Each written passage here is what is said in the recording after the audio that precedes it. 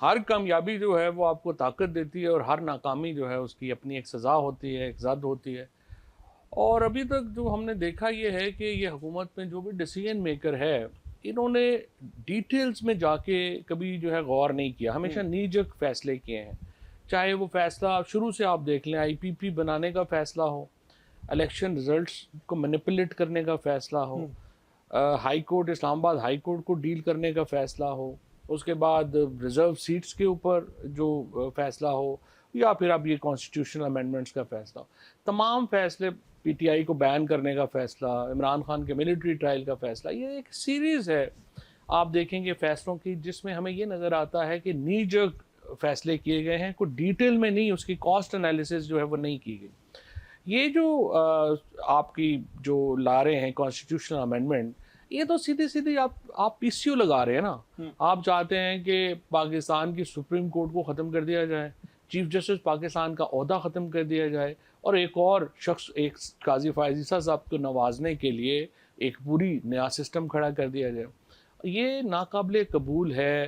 نہ صرف یہ کہ ہمارے پولیٹیکل پارٹیز کو، اور لائرز کو، اور ججز کو، اور اسی لیے آپ دیکھ رہے ہیں کہ ایک بہت بڑی ریزنٹمنٹ ہے اس کے خلاف. جو آدمی بھی تھوڑا سا بھی آئین کو سمجھتا ہے، سسٹم کو سمجھتا ہے، اس کے لیے یہ ناقابل قبول ہے. اور جو آپ بات کر رہے ہیں کہ اب حکومت جو ہے وہ تھوڑی پریشان لگ رہی ہے، بیک فٹ پہ لگ رہی ہے، بیک فٹ پہ ہے، بٹ ابھی تک ہم نے یہ دیکھا ہے کہ انہوں نے اس کا علاج ایک ہی کیا ہے ہمیشہ، کہ انہوں نے فسطائیت اور بربریت میں اضافہ کیا ہے. اور ابھی بھی اس حکومت سے یہی مجھے توقع ہے کہ یہ اپنی خفت مچانے کے لیے دوبارہ وہی کریں گے جو پہلے کر رہے تھے. لیکن اس وقت جسے کہتے ہیں نا، سہارا ان کو پیپلز پارٹی کا ہے، اور پیپلز پارٹی کی طرف سے بھی، اور بہت سارے اہم رہنما، یہ خبر ہمیں ملی ہے کہ پاکستان مسلم لیگ نون سمیت پیپلز پارٹی کے بھی مولانا صاحب کو انہوں نے کنونس کیا، اور کہتے رہے کہ ہم تو مجبور ہیں، آپ اس کو نہ ایکسیپٹ کیجئے گا یا اس کا حصہ نہ بنیے گا. آپ سمجھتے ہیں کہ اس کو آپ نے کہا فسطائیت کا مظاہرہ، ججز کے حوالے سے ہم دیکھ رہے ہیں کہ کنٹروورسیز افتخار چودھری صاحب کے زمانے سے ہی شروع ہو گئی تھی، جب ایک جوڈیشل موومنٹ شروع ہوئی، اور اس کے بعد کہا جاتا ہے کہ جوڈیشل ایکٹیویزم شروع ہو گیا تھا.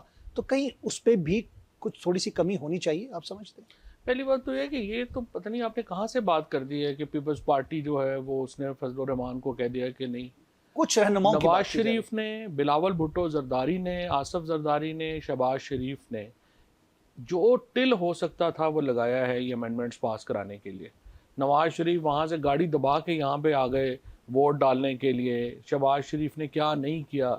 اور آپ دیکھیں کہ آصف زرداری تو شروع کرنے والے تھے، مولانا فضل الرحمان سے پہلی میٹنگ آصف زرداری نے کی کھانے کی دعوت جب دی، اور کہا کہ جی ہم یہ کرنے جا رہے ہیں اور آپ اس کے اوپر ہمارا ساتھ دیں، اور یہ وہ. سو ان چاروں نے تو پاکستان میں جو ایک سمجھے 2 سال میں جو بربریت اور فسطائیت ہوئی ہے، یہ 4 لوگ تو براہ راست ذمہ دار ہیں اس کے.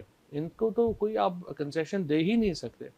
انہوں نے اسٹیبلشمنٹ کے لوگوں کے ساتھ مل کے جس قسم کا پاکستان کے لوگوں کے اوپر ظلم کیا ہے 2 سال، اس سے یہ اب کیسے یہ صرف کہہ سکتے ہیں. اور جب فیصل کی آپ نے بات کی، فیصل وارڈا کی، وہ بالکل صحیح کہتے ہیں. یہ میٹھا میٹھا ہپ اور کڑوا کڑوا تھو گروپ ہے کہ جب آپ انجوائے کرنے ہوتے ہیں تو اس وقت یہ سارے سب سے آگے ہیں، اور جب بات آتی ہے تو یہ اپنا دامن بچا کے نکلنا چاہتے ہیں. یہ تو ممکن نہیں ہے. دیکھیے جہاں تک جوڈیشل ریسٹرینٹ کا تعلق ہے، اور جو آپ نے بات کی، دیکھیں مسئلہ کیا ہے پاکستان میں. مسئلہ یہ ہے کہ ایک بھی ادارہ فنکشنل نہیں انہوں نے چھوڑا. مثلا یہ جو پولیٹیکل کیسز ہیں، یہ سپریم کورٹ میں کیوں جاتے ہیں؟ یہ اس لیے جاتے ہیں کہ آپ کا الیکشن کمیشن آف پاکستان ایک ایسا ادارہ بن گیا ہے جس کی ایگزسٹنس ہی ختم کر دیا سکندر سلطان راجہ نے. Election commission of Pakistan de facto طور کے اوپر ایگزسٹ ہی نہیں کرتا. It's just an extension of peoples party and P M L N. اس کے بعد آپ کا جو دوسرے ادارے 2 موسٹ امپورٹنٹ آفیسز ہیں جنہوں نے ایک بفر کا رول کرنا ہوتا ہے، وہ ہے چیئرمین سینٹ کا آفس اور اسپیکر اسمبلی کا آفس. ان دونوں آفیسز کی وقت ہی ختم ہو چکی ہے. آپ کے ہاں جو پولیس ہے، ایف آئی اے ہے، ان کی اپنی انڈیپینڈنس تباہ و برباد ہو چکی ہے. ان میں ایسے آفیسرز اوپر لگا دیے گئے ہیں جو کہ جن کے اگر آپ اس وقت ایسٹس کو چیک کرنا شروع کریں گے آپ بے ہوش ہو کے گر جائیں گے. پورے انسٹیٹیوشنز کے برابر ان کے جو ہیں اس وقت ان کے ایسٹس ہیں، پیسے ہیں. یہ جو چھوٹے چھوٹے لوگ جنہوں نے 9 مئی کے انویسٹیگیشنز کے میں انوالو تھے یا اس طرح کے الیکشنز میں انوالو تھے، وہ بلینر ہو گئے ہیں. تو یہ سارا نظام آپ نے جب تباہ و برباد کر دیا تو عدالتیں ہی تو پھر ہیں، تو اس میں کچھ ججز تگڑے ہیں، جب آپ ان کے پاس جاتے ہیں تو ریلیف ملتا ہے، دوسرے جج ہیں وہ آنکھیں بند کر لیتے ہیں۔ لیکن جب ڈسپنسی کی بات کی جاتی ہے، پیڈنسی کی بات کی جاتی ہے، 60,000 63,000 کیسز سپریم تو اس کورٹ کا میں، کیا حل ہے؟ اس کا ہائی حل کورٹ یہ میں، ہے کہ آپ ایک اور سیشن کورٹ عدالت، میں۔ ایک اور کورٹ بنا دیں۔ آپ جو بھی بات آپ کہہ رہے ہیں کہ پینڈنسی بہت زیادہ ہے، تو آپ کیا کر رہے ہیں؟ آپ ایک اور عدالت بنا رہے ہیں۔ پہلے تو سپریم کورٹ سے جو کیس ڈیسائیڈ ہو گیا وہ فائنل ہے نا، اب اس کی بھی فائنلٹی ختم ہو گئی، اب آپ اس کے بعد ایک اور عدالت میں چلے جائیں، تو پینڈنسی سے اپنا اس سے لوگوں کا مسئلہ حل ہوگا یا خراب ہوگا؟ اور پرابلم کیا ہے، اگین آپ اٹھا کے دیکھیں کہ سارے کیسز بیسکلی اس لیے عدالتوں میں اینڈ اپ ہوتے ہیں کہ ڈس فنکشنل ہے نیچے کے نظام۔ آپ کا پٹواری جو ہے، جو برٹشرز کے زمانے میں ایک ایفیشینٹ آفس تھا، تباہ ہو گیا۔ ڈپٹی کمشنر کا آفس جو انتہائی ایفیشینٹ آفس تھا، تباہ ہو گیا۔ کسٹمز اور یہ جو ٹرائبونلز ہیں، آپ کو پتہ ہے کہ حکومت نے ترمیم کر کے جو اس وقت ٹرائبونلز میں اپوائنٹمنٹس ہیں وہ اپنے ہاتھ میں لے لی ہیں، اور بڑے لوگ مجھے بتا رہے ہیں، اور ہو سکتا ہے وہ مکمل غلط ہو اور اللہ کرے مکمل غلط ہو، 20 کروڑ روپیہ لیا جا رہا ہے، آفر کی جا رہی ہے لوگوں کو ٹرائبونل کا ممبر لگانے کے لیے۔